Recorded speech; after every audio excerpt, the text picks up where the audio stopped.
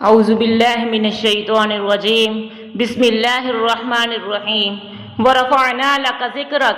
اللہ تعالیٰ نے قرآن پاک میں بہت پیارا جملہ ذکر فرمایا ہے کہ میرے محبوب ہم نے تمہارے ذکر کو اونچا کر دیا، حتیٰ کہ تمہاری ہر چیز کو اونچا کر دیا۔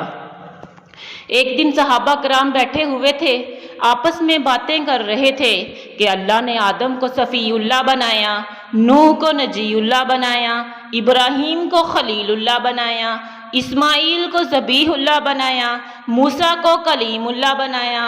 حیران ہو رہے تھے، اللہ نے ابراہیم کو اپنا خلیل بنایا، اپنا دوست بنایا، بڑا مقام تو ہمارے آقا کا ہے، اللہ نے ابراہیم کو اپنا خلیل بنایا، اپنا دوست بنایا۔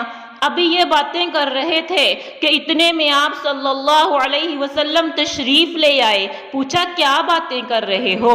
کہنے لگے یا رسول اللہ ہم یہ کہہ رہے تھے اللہ نے ابراہیم کو اپنا خلیل بنایا۔ میرے آقا مسکرائے اور مسکرا کر فرمایا اللہ نے ابراہیم کو خلیل بنایا اور مجھے حبیب بنایا۔ خلیل کہتے ہیں دوست کو، حبیب بھی دوست کو کہتے ہیں، لیکن دوستوں میں فرق ہوتا ہے۔ علماء نے لکھا ہے جس سے پیار میں سب کچھ لے لیا جائے اسے خلیل کہتے ہیں، اور جسے محبت میں سب کچھ دے دیا جائے اسے حبیب کہتے ہیں۔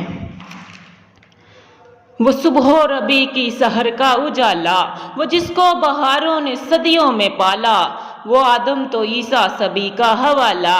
فلک چاند سورج ستارے گواہ ہیں، زمیں کے حسین سب نظارے گواہ ہیں۔ وہ آیا ہے جس نے جہاں کو سنبھالا، حسن کی نزاکت و رنگوں کی مالا۔ وہ ہر نوری بشری سے بہتر و بالا، وہ ہر معجزے میں نبیوں سے اعلیٰ۔ وہ آدم نے اپنی نگاہوں سے دیکھا، وہ تخلیق قدرت کی باہوں میں دیکھا۔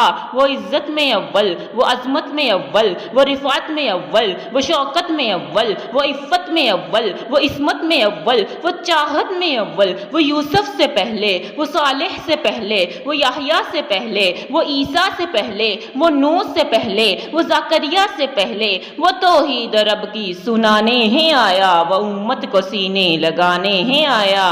وہ آباد کرنے جہاں آ گیا ہے، وہ سب کی خوشی کا سما آ گیا ہے۔ سارا جہاں میرے نبی کا غلام، کائنات کا ذرہ ذرہ میرے نبی کے تابع۔ میرا نبی سورج کو حکم دے تو سورج واپس لوٹ آئے، چاند کو اشارہ کر دے تو چاند دو ٹکڑے ہو جائے۔ میرا نبی ہواؤں کو حکم دے تو پیغام رسانی کرے، دریاؤں کو حکم دے تو اپنا رخ پھیر دے، پتھروں کو حکم دے تو درود و سلام پڑھنا شروع کر دے۔ میرے نبی کے آنے سے جو آدمی تھا انسان بن گیا، خونخوار تھا غمسار بن گیا، محکوم تھا تاجدار بن گیا، قطرہ تھا دریا بن گیا، بوند تھی سمندر بن گیا، ذرہ تھا ستارہ بن گیا۔ یہ فیض تھا ان کا جنہوں نے انسانوں کو جینا سکھایا، امیروں کو دینا سکھایا، غریبوں کو خوددار بنایا، بدمعاشوں کو ذمہ دار بنایا، چرواہوں کو علمدار بنایا، باغیوں کو تابع دار بنایا، بے چین دلوں کو چین نصیب فرمایا۔ انسانی زندگی میں ایسی بہار آئی کہ اس سے پہلے کبھی نہ آئی تھی۔ اب صدیق اکبر اور حبشہ کا غلام ایک صف میں کھڑے ہوں گے۔ اب مکہ کا فاروق اعظم اور فارس کا سلیمان ایک جگہ پہ بیٹھیں گے۔ اب ام القریٰ کا عثمان اور روم کا صہیب رومی یکجا جلوہ فروز ہوں گے۔ اب عورت بکاؤ مال نہ ہوگی، صنف نازک مال وراثت کے طور پر تقسیم نہ ہوگی، بلکہ اس کے قدموں کے نیچے جنت ہوگی۔ میرے نبی نے آ کر غلاموں کو کعبے کی چھت پر چڑھا دیا۔